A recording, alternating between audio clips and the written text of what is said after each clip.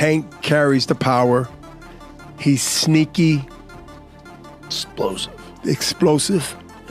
Yeah, he sets traps, and he's got ridiculous one-punch knockout power, too. He's just such an interesting fighter because his style is so different from everybody else. He's so conservative in the early rounds, throws so few punches, and he lets you work. He lets you work, and you're backing up, and you're always afraid of that power, and he's just moving in, trying to find that opening where he just gets in there on you. Nah, I'm not shocked. I mean, his last fight when he fought Lamont, Jake Paul was at the fight. He told y'all he was going to fight somebody like Jake Paul, so I'm not shocked. It don't surprise me, so. Joe Rogan has issued a stern warning to Jake Paul ahead of his highly anticipated clash with Gervonta Tank Davis. Speaking on his podcast, Rogan cautioned that facing a proven knockout artist like Davis is a completely different world compared to the opponents Paul has fought so far. While he acknowledged Jake's dedication to improving his boxing skills, Rogan stressed that Tank's speed, power, and ring IQ could quickly expose Paul's weaknesses. For Rogan, this isn't just another celebrity fight, it's a dangerous matchup that could end badly if Jake underestimates the challenge in front of him. Boxing has gone too far. Jake Paul is taking on Gervonta Tank Davis in an exhibition bout this November. The fight will be taking place in Atlanta between the cruiserweight and the 135-pounder, nearly a 100-pound difference between the two guys. This is absolutely insane. Let me know what you guys think about this in the comments down below. Rogan has long praised Gervonta Davis's punching power, often comparing it to a young Mike Tyson. In a conversation with comedian Ali Sadiq, he revisited Davis's brutal seventh-round knockout of Ryan Garcia, noting the incredible force Tank generates despite his compact frame.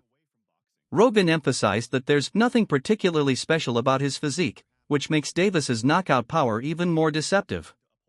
Combined with his aggressive style and unrelenting pressure, Rogan argued, Davis's presence inside the ring is nothing short of terrifying. Giant Gervonta fan. I think that guy is so unusual. Yeah. His style's so unusual, and his patience. Yes.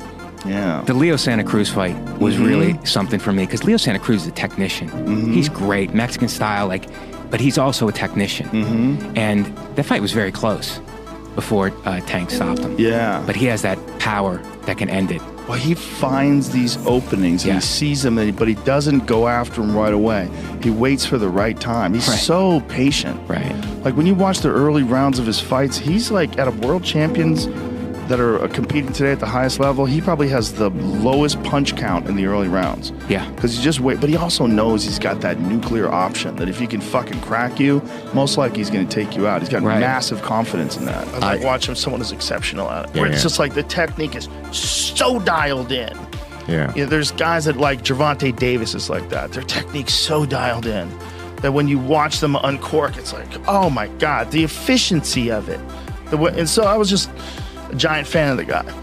I just loved as a person who really enjoyed technique. I like watching someone who's exceptional at it. Even though Rogan believes Jake Paul is not yet ready to face elite boxers like Davis, he has given Paul considerable credit for his rise in the sport. Rogan described Paul's ability to navigate a celebrity-driven boxing landscape as genius, noting that Paul is not only earning massive paydays but also demonstrating real boxing ability along the way. He's proven himself to be more than just a YouTuber, showing genuine skill, developing ring IQ, and mastering the art of self-promotion. Still, Rogan remains realistic, acknowledging that while Paul has carved out a legitimate place in the sport, his fights are still as much spectacle as competition.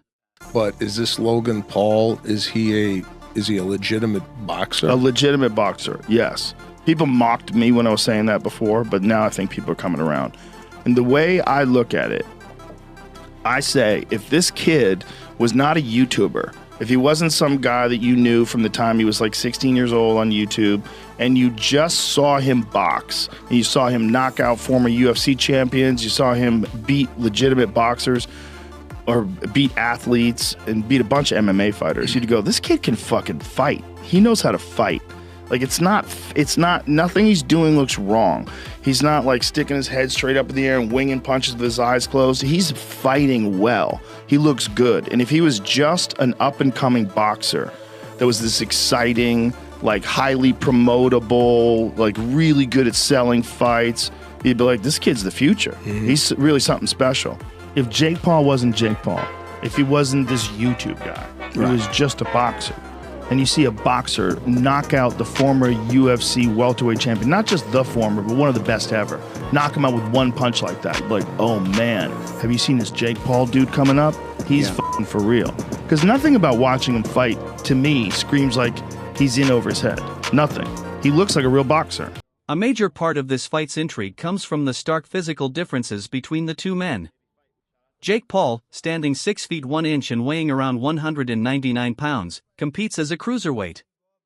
Gervonta Davis, meanwhile, is just 5 feet 5.5 inches and fights at lightweight, typically weighing 135 pounds.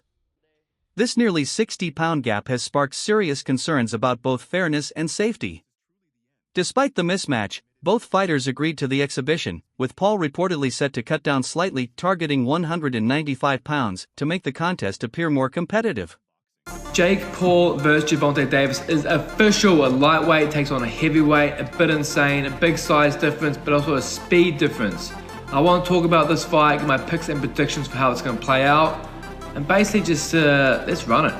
So the only combat sports fight I can think of off the top of my head that was similar in the size disparity is Buckley versus Rizabuyov. Now look at these guys. Buckley is 5'6", I believe 5'7". Rizabuyov is 6'5". It just looks ridiculous. Jake Paul, it says 6'1", but I think he's more like 6'2". He's a big fucking dude. 76-inch reach. Well, Gervonta's only 5'5", with a 9-inch reach disadvantage on Jake Paul. 9-inch reach. You're having a laugh, bud. But she's not all about size, boys. As Buckley showed against Rizabuyov, speed is a factor, and these little guys can move. Buckley actually won this fight on point. A lot of jabs to the body, jab to the body, overhand right, on repeat. Rinse and repeat, use your speed, get out of range. When you're in range, you're hitting the body, hitting up top. When you're out of range, you're just moving around and keeping the big man moving. I do see this going a similar way. Now, I'm not a Jake Paul hater by any means. I actually think he's pretty decent. But just the size difference, I mean, he weighs almost 100 pounds more than Gervonta. I mean, he is going to be a lot slower. And Jake isn't the most explosive and the quickest guy. I mean, like I said, I'm no Jake Paul hater. I actually think he's pretty good. He's got power, a lot of power. But he's just not that quick, and Gervonta is very fucking quick. Now there is no way in the world Gervonta Davis finishes Jake Paul. You cannot pay me enough on that pick. But Gervonta Davis on points, I think is basically signed, sealed, delivered. It's going to be jab to the body, move, jab to the body, and move. And jab to the body again and move. It's all it's going to be. So if you're paying for this fight, I mean, I think it's on Netflix, so most of us should be locked and loaded, but if you're going to any way to pay for this one, don't even bother. It's going to be boring as fuck. It's going to be Gervonta jabbing the body and Jake Paul missing overhands. That's what this fight's going to be, and it's going to be, I don't know, it's going to be 120 to 100 in favor of the little man. 5'5", 63-inch reach, Gervonta Tank Davis. For Davis, the risk isn't physical, it's reputational. A loss to Jake Paul, who holds a 12-1 record but far less professional experience, could damage Tank's standing in the eyes of boxing purists. Paul, on the other hand, has everything to gain. A victory over an undefeated world champion, regardless of size disparity, would massively boost his credibility. Not everyone is convinced the matchup belongs in professional boxing. Critics, including Ryan Garcia, have openly mocked the fight, calling it closer to scripted entertainment than sport. Garcia dismissed the idea of Davis bulking up to 195 pounds as delusional and warned that boxing is drifting away from merit-based competition toward popularity-driven spectacles. He argued that integrity is being sacrificed for money fights step by step, day by day. Still, with Netflix streaming the bout to a global audience, the fight is expected to draw massive attention. Whether seen as a circus or a groundbreaking event, it's another sign that boxing is being reshaped by entertainment value as much as competition. I think Davis is more to lose because he's the bona fide world champion. I don't care if he's much smaller. I think Jake Paul has sort of plateaued as far as where his boxing is concerned. It's rather low level. Yeah.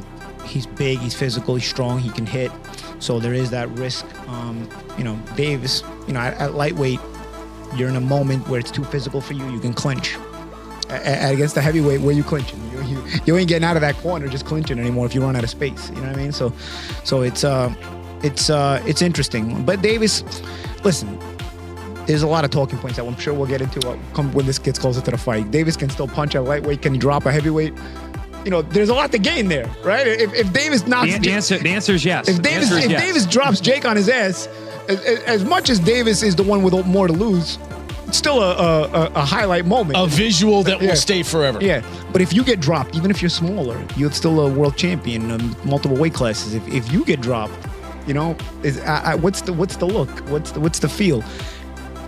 On the inside, as boxers, me and, you know, Chris Algieri, the champ, even you, Jimmy, you have fight experience. So we know that the risk is a big guy that big hits you, you're probably going down if you're a small guy, if he hits you clean. So we know the risk, but how does it look to the public eye who don't understand that? You know what I mean? The public. So there is a lot to lose, though. There's a bit to gain. I wouldn't necessarily have an issue with this had Davis's career arc been one that benefited boxing. Davis was manufactured and put into a position where he's supposed to benefit boxing, and I don't think he has. I think he's hurt boxing. So by giving him this reward, that's my problem. Why are we watching this? Why don't you make him earn his spot that he still hasn't earned, mind you? All right, so it looks like it's official that Jake Paul is going to be fighting Tank Davis. So pretty crazy considering Jake Paul is 6'1", 220 walking around, and Tank Davis is 5'5", I think he's 140 walking around. So we're talking about 80-pound weight difference and then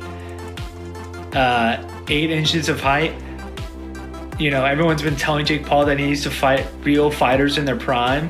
And Gervonta Tank Davis is in his prime and one of the best fighters out there, but this is just ridiculous. Let me know what you think. Joe Rogan has also questioned Jake Paul's decision-making outside this fight, particularly his decision to postpone a proposed matchup with Anthony Joshua until 2026. Rogan joked that such a delay seemed strange when both fighters appeared ready now, even quipping, "I think he put on all the steroids since any delay feels odd."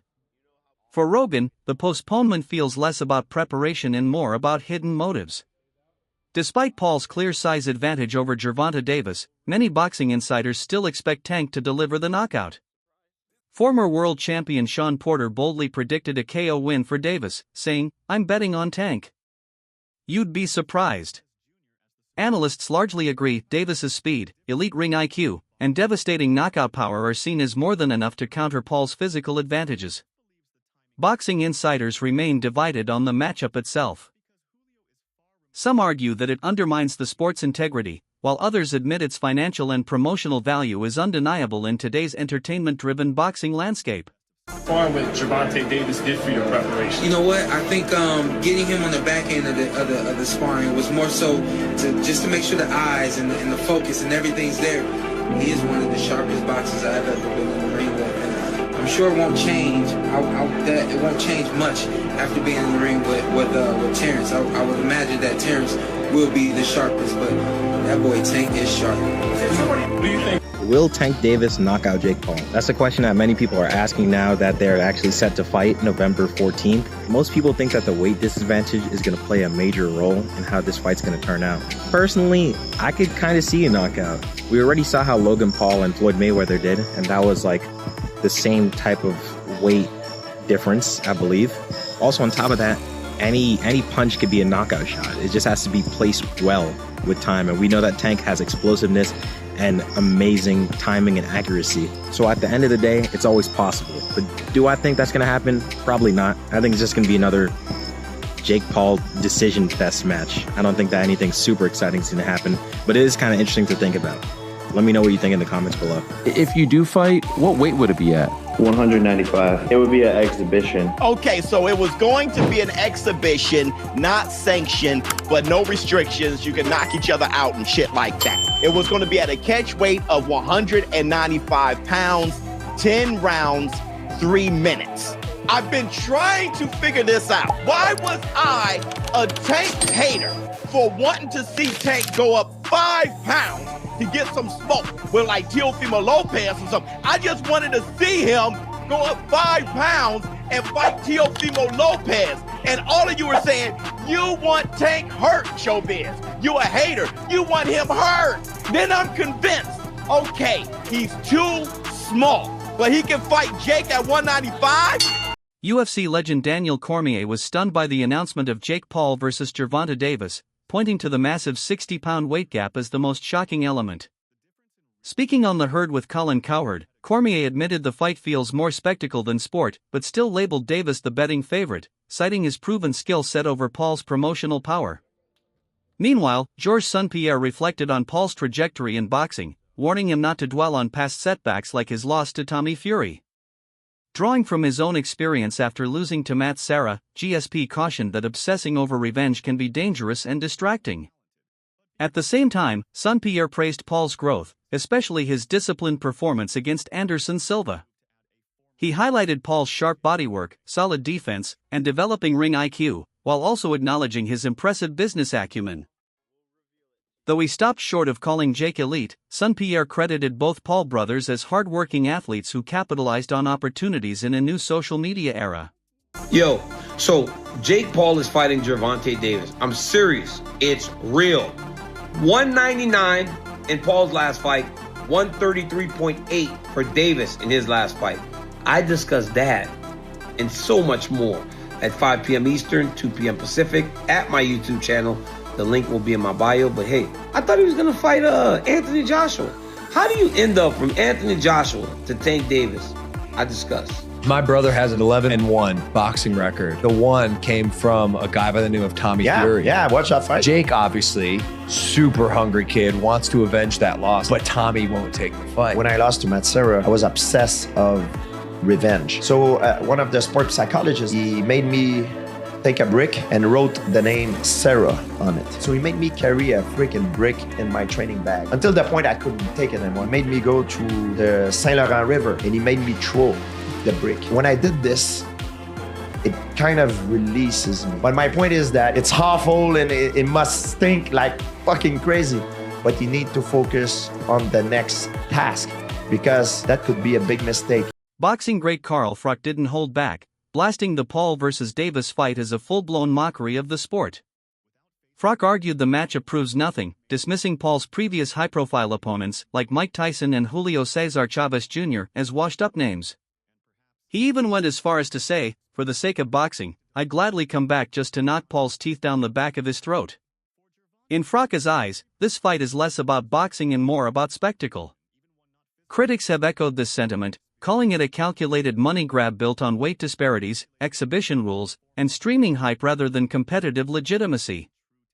Former world champion Andre Berto described it as a financial move that sacrifices the sport's integrity, while on The Herd the fight was labeled baffling, a slippery slope toward turning boxing into little more than a sideshow.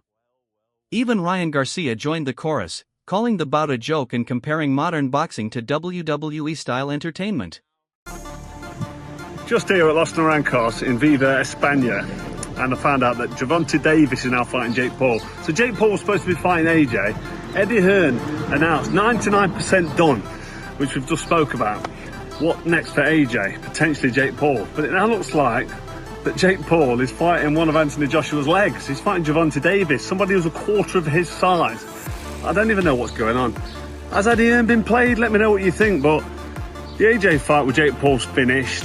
Gervonta Davis, fake Paul, November. I don't know what's going on in the world of boxing. This is an absolute joke. What next for AJ? We'll get into this, and there's so many questions I want to get into in the next episode, but hope you enjoyed this one. And yeah, I just thought I'd give you a quick update because the news has just come in. I'm just trying to relax and play a bit of golf, and I can't. I've got to get it off my chest. I'm going to add it to this video. Hope you enjoy it. Don't forget, if you haven't already, hit like, share, and subscribe to the best channel in the business, Froch on Fighting, and we'll see you very soon. At first, Gervonta Davis dismissed Jake Paul outright, calling him a clown and insisting he wouldn't even consider a fight with him, regardless of the money. But over time, Davis admitted his perspective began to shift. While still calling Jake a clown, Tank conceded, I'm starting to respect it cause he's not just doing it for hype. Davis acknowledged Paul's mental toughness and persistence, saying his commitment to boxing is real even if his skill level still isn't impressive.